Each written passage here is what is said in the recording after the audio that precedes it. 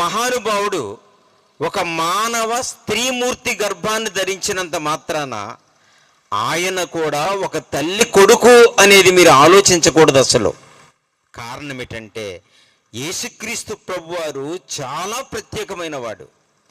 ఆయన ఈ లోకస్తుడు కాదు, ఈ లోకానికి సంబంధించిన వాడు కాదు.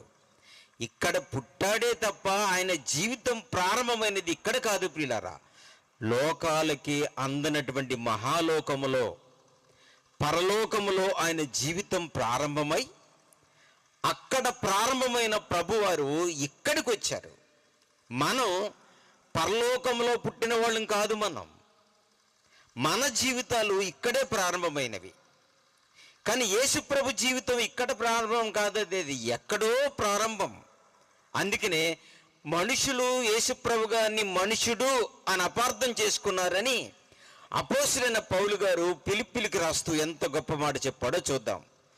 ఫిలిప్పీలకు రాసిన పత్రికలో 2వ అధ్యాయము 5-6 వచనాలు చూస్తే యేసుక్రీస్తు ప్రభువారిని గూర్చి లోకం ఏమని అర్థం చేసుకుంటుందో, ఏమని అర్థం చేసుకోవలసి ఉందో పౌలు గారు ఎంత చక్కగా చెప్పాడో ఈ రాత్రి మీరు పుటల్లోకి వెళ్ళి చూడాలి.